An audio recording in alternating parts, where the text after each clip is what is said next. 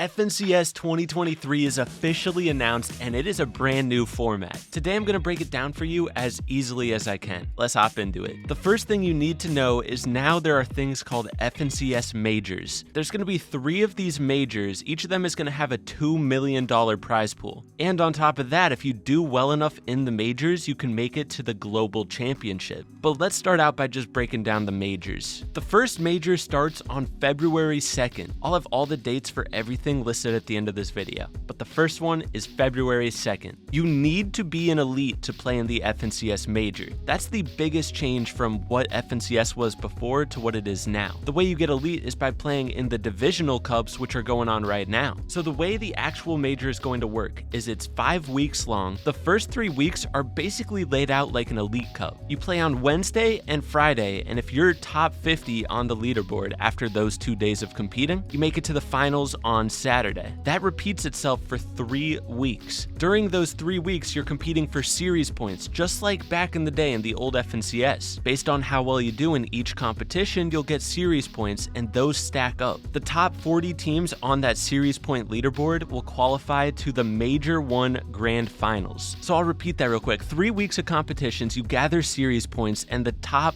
40 teams on the series point leaderboard go straight to the finals. But if you didn't get top 40, you go to Surge Week. And this is basically like the reboot round from before. During the Surge Week, people that placed 41st to 90th, so the next closest 50 teams, are going to play 5 games. If you win one of those games, you qualify to the Grand Finals. Or if you place 6th place through 10th place, you also qualify to the Grand Finals. And then the last week of FNCS Major 1 is the Grand Finals. And again, in the Major Grand Finals, you're competing for $2 million and a spot in the Global Championship, which is a LAN tournament that's held in Denmark in late 2023. So after going over that first Major 1, you can probably start to see the relations to the old FNCS format. They've kind of combined FNCS with divisional cups. Now, this format of an FNCS major repeats itself 2 more times. Like I said, there's 3 FNCS majors. They've only announced the details of the first major, but it seems that they're all pretty much going to be exactly the same, except for one thing. Look at the image on the screen. This is how many people qualified to the global championship from each region. So for the Major 1, only 2 people from EU and 1 person from every other region. But in Major 2, you can see that that number is increased.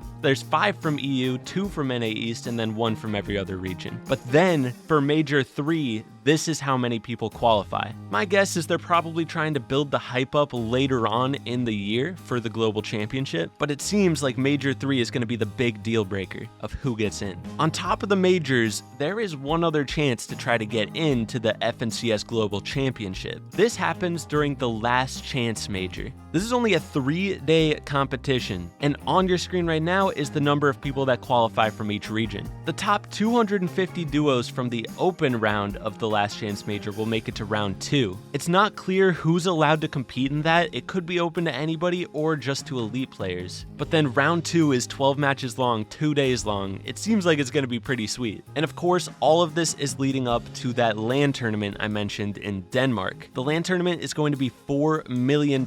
There's actually not just going to be 50 duos, there's actually going to be 75. The format's a little bit weird. They're doing an upper and lower bracket competition, which I assume means like a winner-loser bracket. On day 1, the top 50 duos are going to be playing 5 games. The top 25 move on to the finals, but the lower 25 are going to go to the lower bracket. In the lower bracket, they compete again against the other 25 players that made it to the Invitational but didn't get a play in the first round. So it's basically a loser's bracket. And then the top 25 teams from that go to the Grand Finals. It's pretty awesome, man. We don't have all of the specifics yet, but something crazy, they actually announced the dates for everything. They've never announced the dates of FNCS this far ahead, which is pretty awesome. So here it is on your screen right now. The first FNCS major is going to be February 2nd to March 5th. Major 2 is April 13th all the way to May 14th. And then Major 3 is July 20th to August 20th. And then that Last Chance Major thing is a few days after. It's August 24th through the 27th. The only thing that's not officially announced is the LAN tournament. It just says late 2023. Seems like Fortnite is making a lot of really good moves this year with the solo victory cups, this new FNCS format.